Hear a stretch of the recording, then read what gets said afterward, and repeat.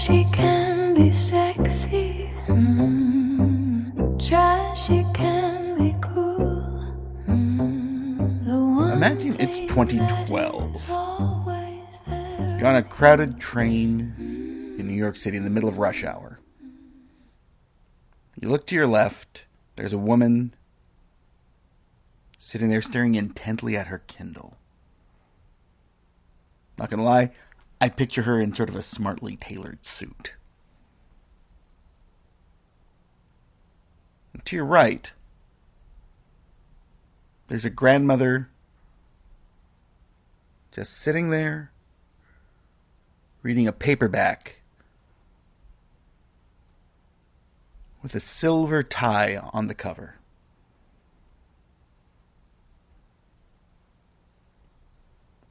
They aren't reading a thriller, they aren't reading a biography, they're both at that exact same moment reading what is the most popular book in the world, Asterisk. It wasn't just a book, it was kind of a shining star in the cultural universe. I hope you could hear those air quotes around the cultural. It was a story written on a BlackBerry. Probably the first. Yeah, maybe not, but still. It was written during commutes. And originally, it starred Edward and Bella from Twilight. And this book sold massive numbers. The word spicy was in use dating back to at least the 20s. They had things like spicy western tales, spicy thrillers.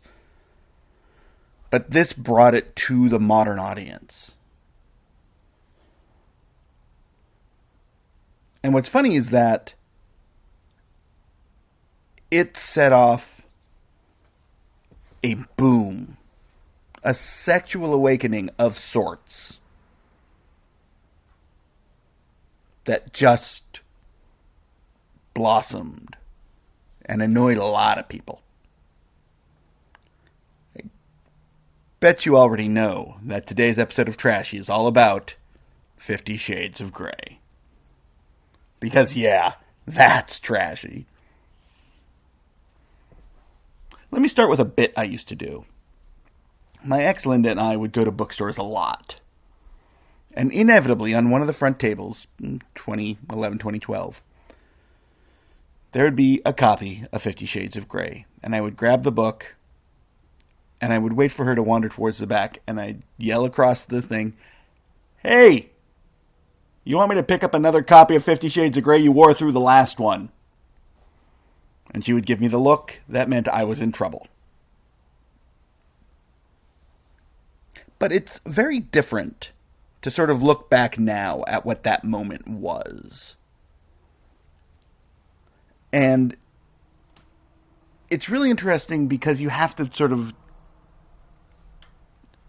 connect with the other aspect, which is Twilight.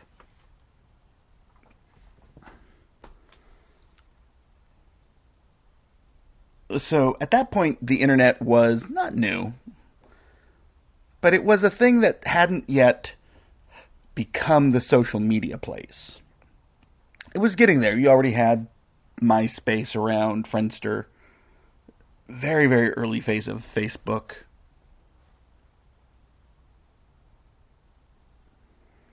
But when Twilight hit, it created the Twihard, which is a stupid name, of course. I prefer Twilighter. And massive explosion of fan fiction around Twilight. There'd been the first sort of wave of, if you look at how fan fiction has evolved, it's always been around. There is literal fan fiction of H.G. Wells. A lot of it of H.P. Lovecraft. In the 60s, you had really fan fiction evolve with Star Trek, or Star Wars, bleh. You had it evolve with Star Trek. And then in the 70s, you had Star Wars, and the 80s, massive numbers of fan fiction forums, almost all printed. There were some, though, that were actually recordings, and fan films were popular, but it wasn't until the launch of sites like Archive of Our Own, Hugo winner, Archive of Our Own, that really made it happen. That made this a big deal. And at that point, you had an explosion in a couple of different areas. One was Harry Potter fanfic. Massive, huge.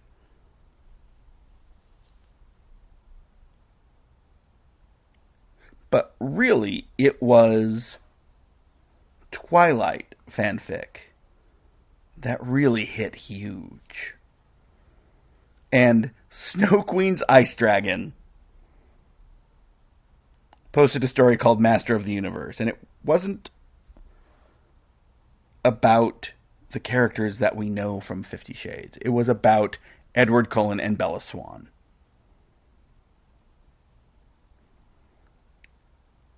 And this was flat out sexy stuff. It was sort of a... If you imagined Edward as sort of this dark, brooding billionaire with a red room of pain, that's sort of the way to think of it. And it's incredible that Masters of the Universe was getting millions of reads, like at its absolute peak. That was a little bit after the original publication of the book. But really, it was big. I remember hearing about it. And I think I remember hearing about it first when it got banned from fanfiction.net because it was too hot for the community. Go figure.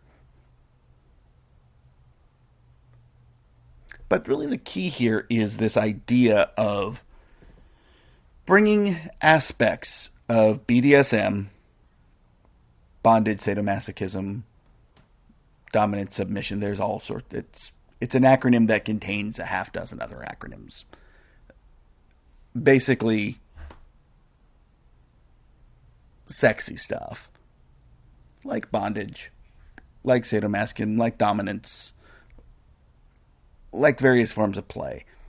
Again, BDSM in and of itself is not trashy. It's usually treated like it is in a way. But if you look at a lot of sort of the 1930s and 40s stuff, there was definitely a gradient. It ran the gamut.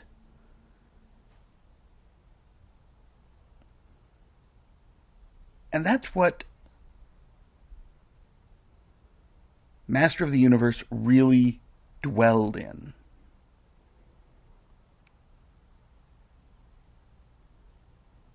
Now, since it got banned from fanfiction.net, Snow Queen Icedragon, who is better known today as E.L. James, moved it to her own thing called the Writer's Coffee Shop. And that was huge.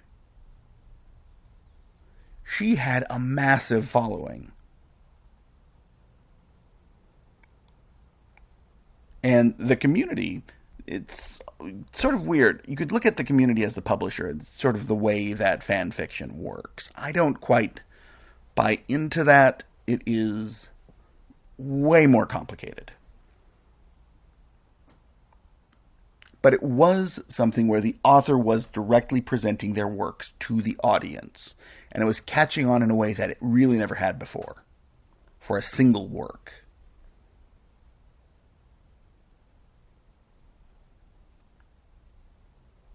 Now, what's really fascinating here is that a traditional publisher came to E.L. James and said, we want to publish this as an actual book. There are legal aspects of fan fiction that are always going to be gray. Most authors don't mind it, but don't endorse it because there become legal wranglings and story blah, blah, blah. None of that really matters, though. So E.L. James did what they called filing off the serial numbers. And Edward Cullen became Christian Grey. Bella Swan became Anastasia Steele. Let me say this right now. I have read dozens of Harlequin romances. I have read every Sweet Valley High book published before 2000. These are the dumbest names I have ever heard. The most, I really want to be a romance writer. What name should I use?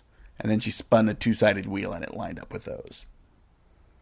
And she moved out of Forks to Seattle, which is actually a bigger change than you would think. Because it became cosmopolitan in a way, if you can consider Seattle Cosmo anything. And what she really did was she actually literally did a find and replace with names and then sort of changed a few descriptions. But it actually had, and having read Master of the Universe back in the day, and then the 50 Shades book, the first one, the difference is significant.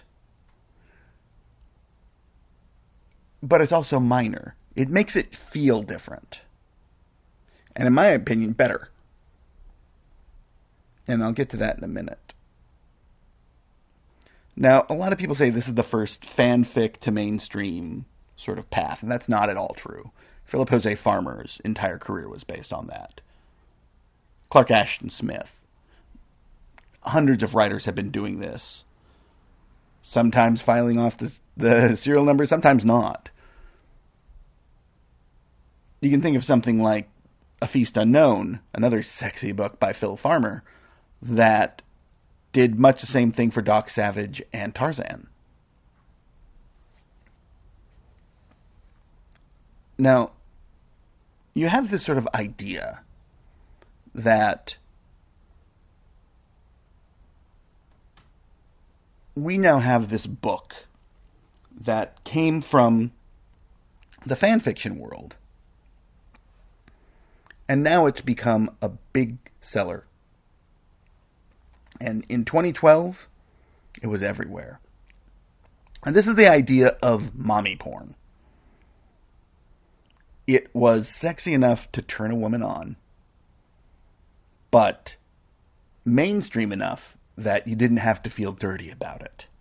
This is a myth that was created here. The terminology was. I can remember the first time I heard mommy porn and thinking it was very different thing. Because that's been a search term for years. But it was this idea that this was acceptable. It was dirty, it was trashy, but it was acceptable as something you could read. What's also interesting is one of the groups that very much embraced 50 Shades of Grey were prison inmates. I had a couple of friends who were in the lockup at that point, and that book was passed around. It's an interesting little idea. This is at a really interesting time, too. Right now we're seeing the rise of the tubes. Pornhub, PornTube, all of those groups were really starting to be founded around this point, taking advantage of faster internet speeds than average. Visual porn had been the hallmark of, sexually charged material for decades, dating back to, of course, the magazines, and then once you got to the videotape era, and then you got to the online streaming thing. But this is happening at the same time, and it's divorced from that. And what you're sort of seeing is this idea that publishing is saying, this is acceptable porn, but everything else isn't. The fact that there was no inherent sexual content to the cover, which is what porn books sold by for decades. Greenleaf Classics. My buddy Earl Kemp, for years, used to talk about his work there. and how covers had to have semi-explicit material to get any attention. But here, you could technically bring this, what they were referring to as erotica, but I really think it's just flat-out porn. You could bring that to the park and no one would know what you were reading. This is analogous to the porno chic movement of the 70s because it is very much a public aspect to it. It is something that is being enjoyed more intellectually, but there is absolutely the aspect of it that it is being used as masturbatory material. I mean, there's nothing else to it. Now, something weird happened, and this is called the gray effect. And in 2012, hardware stores started reporting spikes in things like silk ropes, cable ties. Some were even being asked for Christian Grey kits. People who had never been to a hardware store were buying chains so they could bring to life what they were reading in the book. That's insane if you think about it. But it's also interesting in that it is showing that this has always been of an interest, and once you provide people with an example, they can do it themselves.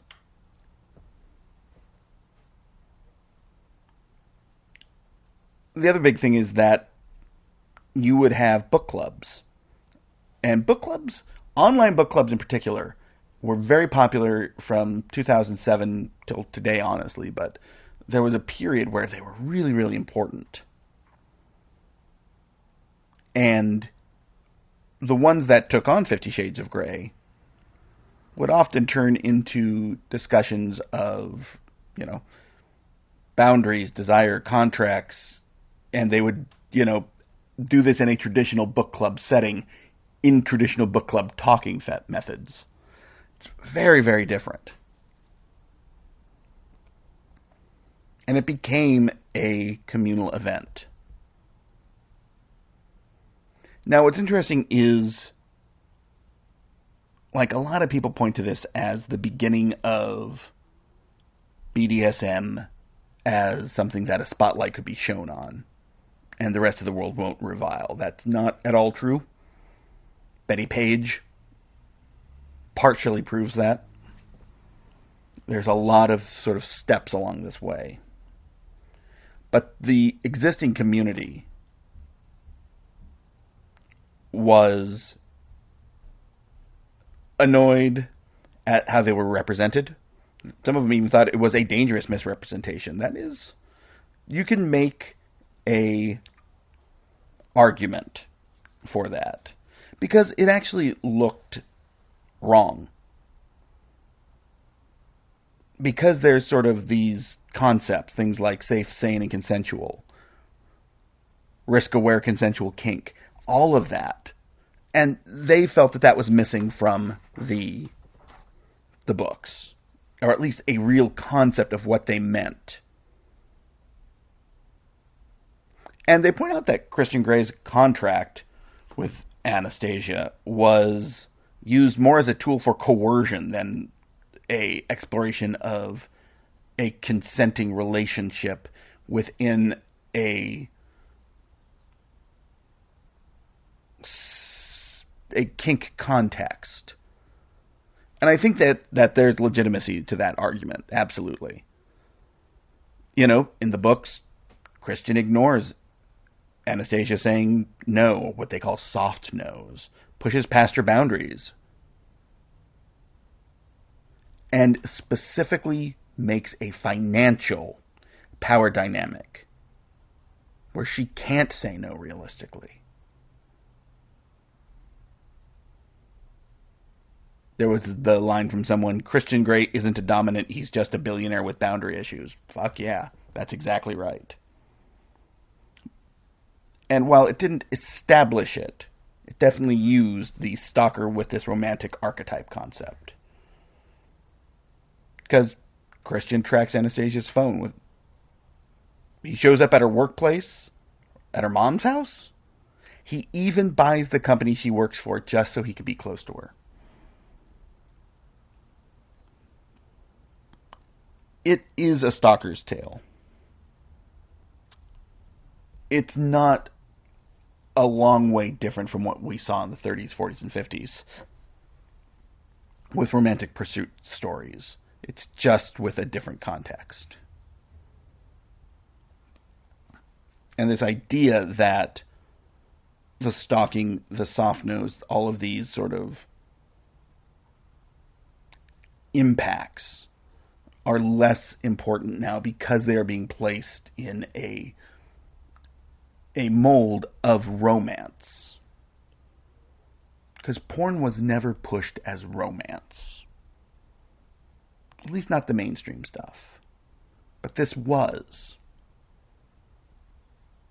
And groups like the Journal of Women's Health said that this relationship was intimate partner violence. And I definitely agree with that.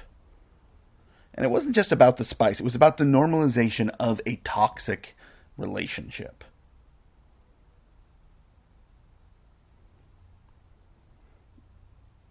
And there's the idea also that the relationship as it was being put out and put forth sort of erased sort of the BDSM community.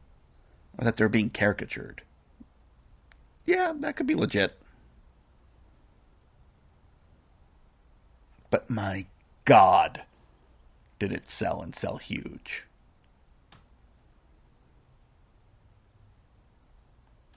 Is 50 Shades of Grey a good book? It's a very readable book. It's a titillating book. I mean, there's no arguing there. It has qualities that make it engaging and engrossing. Is it great literature? No. Is it trashy? Absolutely. Does that make it unworthy of reading? And I don't think the answer is yes there. I think if you go in with your eyes open, it's a very entertaining read. But let's move to what happened next. Because anytime you have a book that sells like that, you're going to get interest from Hollywood. And the big deal here was who they got to direct it. Sam Taylor Johnson. Now, she's better known as Sam Taylor Woods as one of the young British artists. I also programmed one of her short films called Love You More, which I think is an absolute masterpiece. And she was chosen, and they had insane troubles casting this. So in 2013, everyone knew there was going to be a movie. But to get the rights, they basically signed a deal that gave total creative control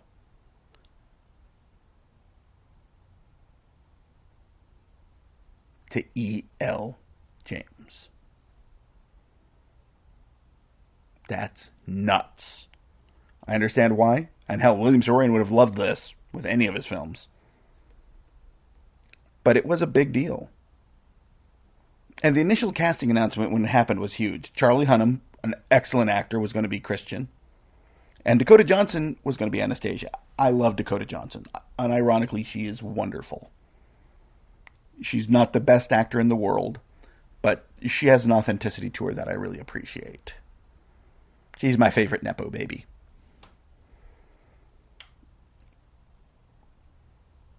But the backlash was huge. Everyone had their people who they wanted. Matt Bomer, Ian Somerhalder, they were the ones that people wanted for Christian. And it didn't take long before Hunnam dropped out, which is a shame, because Charlie Hunnam is a great actor. Jamie Dornan took over, and he was a Calvin Klein model who was kind of brooding. Sexy as fuck. I say that as a relatively straight man.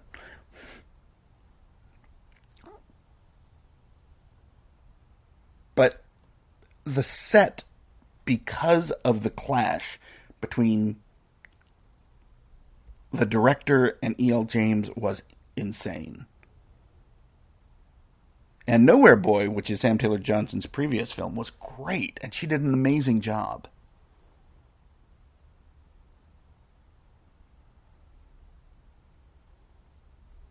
But what James wanted was basically a shot-for-shot recreation of her book in her image, which removed all of the usual benefits of a good director being able to direct.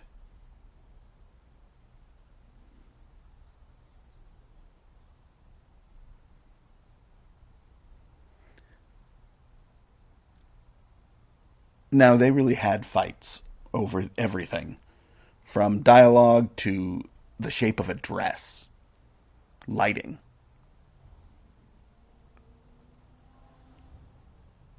What Taylor Johnson wanted was high-end cinema, and she could deliver it.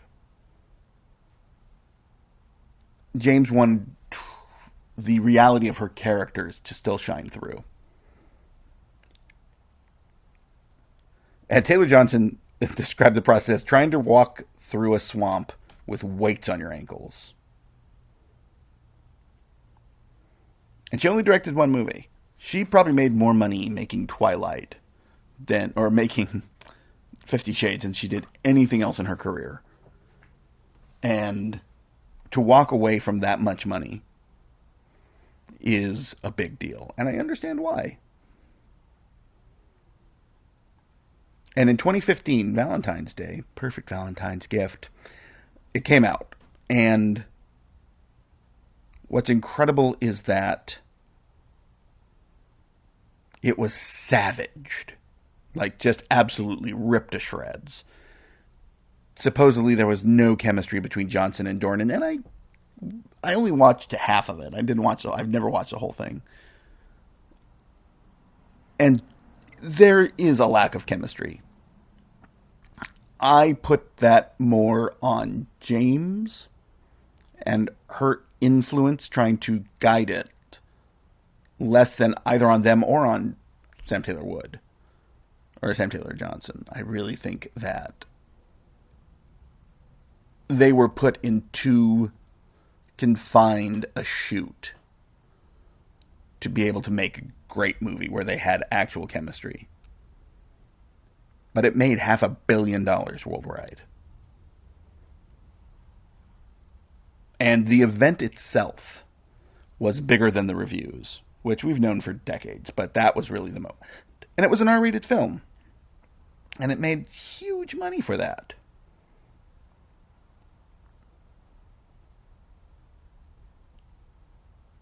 She built an empire. E.L. James, out of the 50 Shades of Grey books. And that trilogy, as it stands, it's not a masterpiece, except in marketing. Except in understanding an audience that was underserved. Now, today we have book talk. You know, fan fiction has been there all the time. We still have mommy porn out there. But what we did see more than anything was the death of the gatekeeper.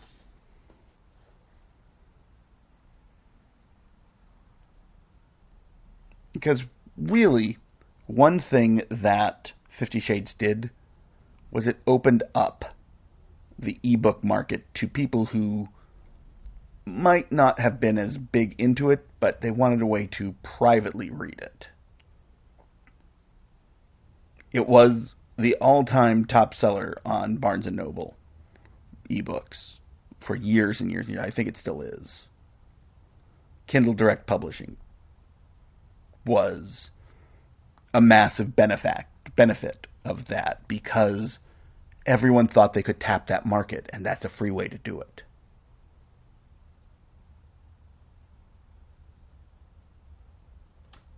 Now, the ultimate question becomes this: 50 Shades, a good thing or a bad thing? I'm torn.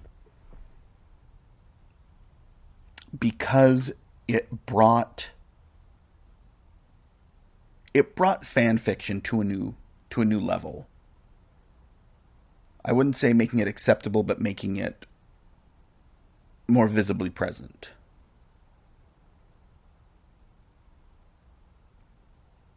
Flip side,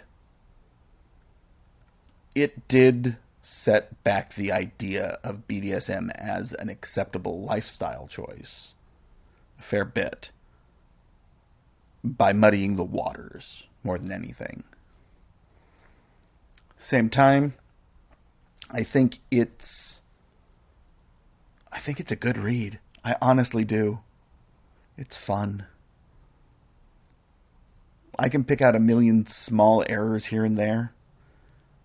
Problems of pacing, of word choice, all of that.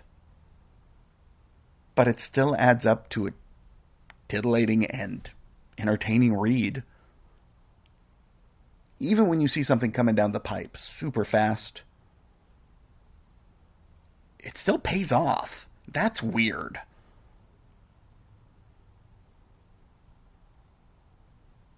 Was it a literary disaster that set feminism back 50 years? Was it a revolutionary act of sexual exploration? Was it a masterclass in marketing? I think the answer to all of those is kinda. Or a little. Or maybe. Ultimately, the one thing I can definitely say is 50 Shades was trashy as hell. But what are we talking about next time? This is an episode I've been wanting to do that's a little bit different. I call it the Trashzition. We're going to look at pop singers who go from good girl, or boy in one case, to their trashy phase, and then through it. And it's a fascinating theme that you can find, so I hope you'll stay tuned. Because if you love it, and you hate yourself for that, odds are it's trashy. Have a good day.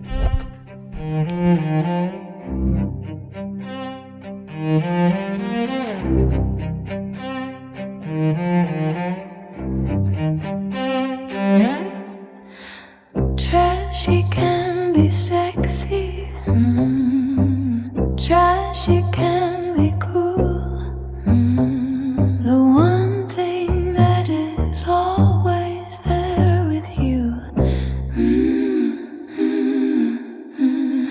I poke him to the fuckish breast. Hi, baby, from the purdy dist. Tonight a pond to pull the wane. Pocket bucket chain, pocket Brexit. Trashy can be sexy.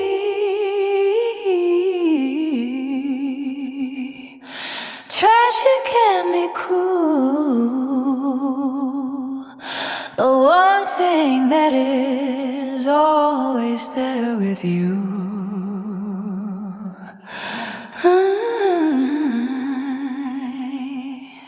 Shadow.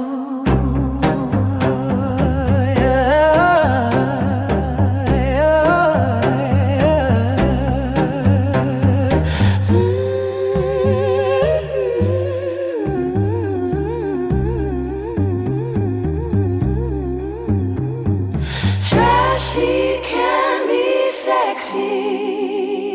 Trashy can be cool. The one thing that is always there with you. Pockets, Brexit, Brexit, Brexit, Ray. Pockets, backstage, backstage, backstage.